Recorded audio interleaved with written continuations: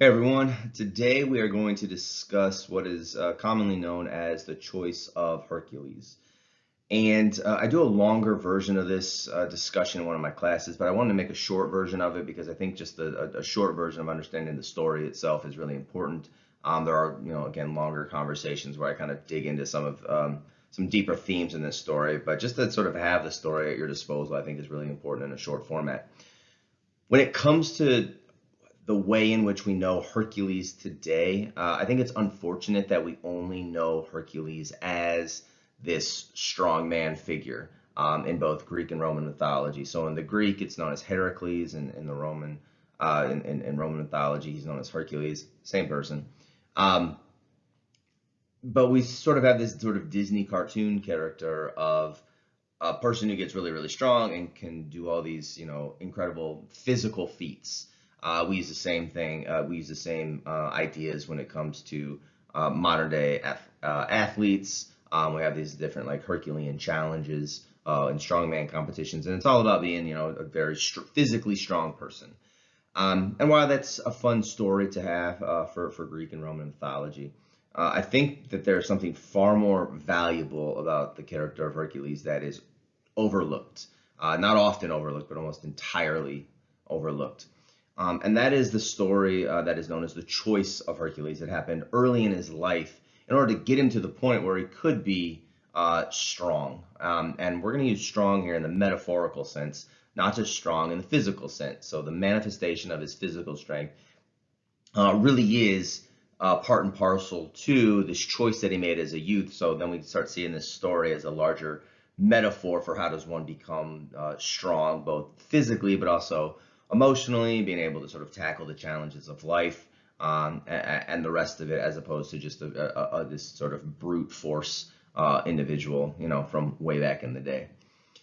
So the Choice of Hercules, this story is incredible. I think this sets the foundation for who he is, and this is why I think he should be studied, especially amongst young individuals in high school. They shouldn't just have this Disney cartoon version of him from their childhood, but they should actually understand this important story about who Hercules is.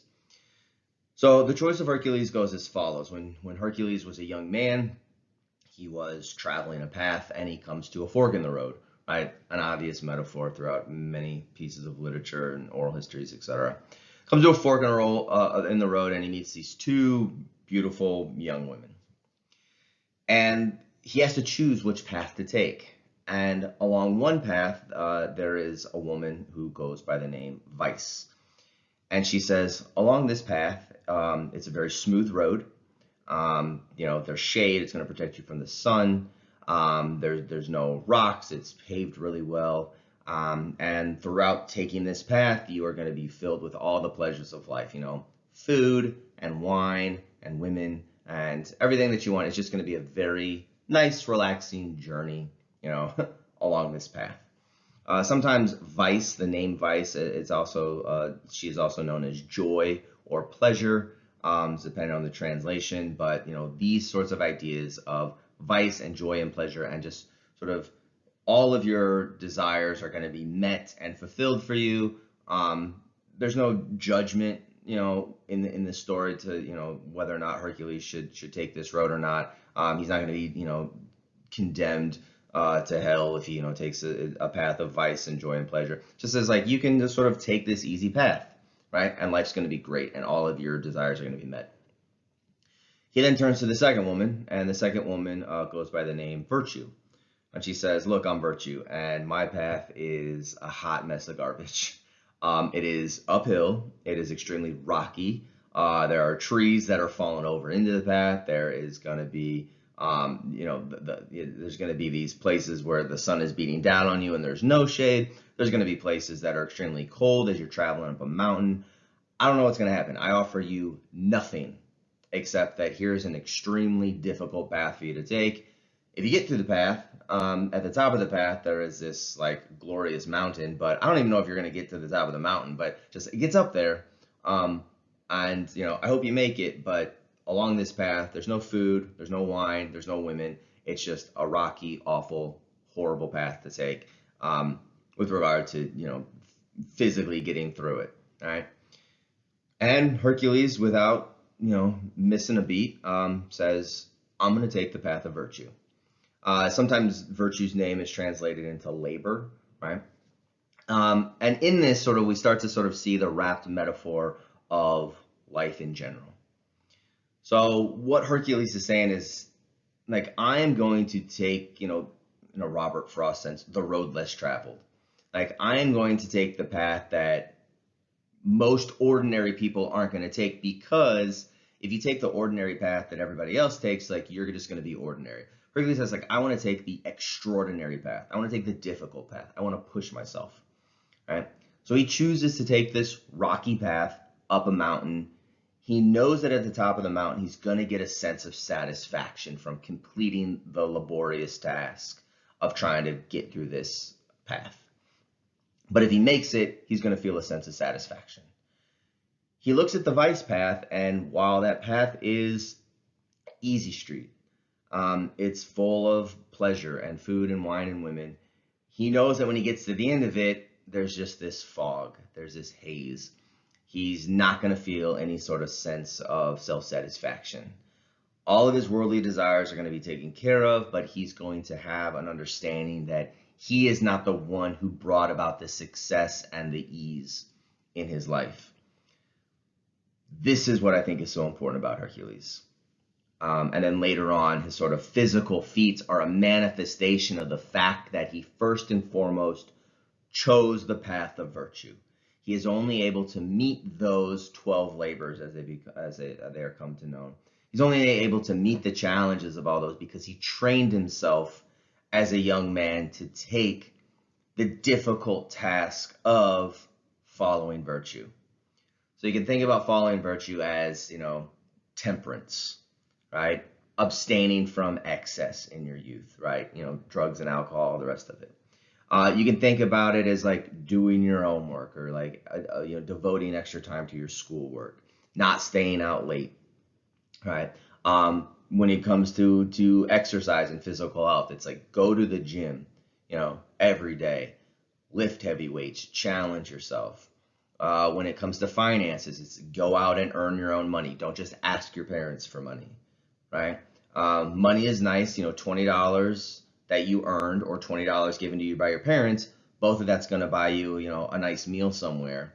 But the one in which you earn, like, comes a sense of satisfaction and independence that if someone just gives you $20, like your parents just give you $20, it doesn't come with the same mechanisms of self-satisfaction, of self-esteem, of knowing that you have made it independently in the world.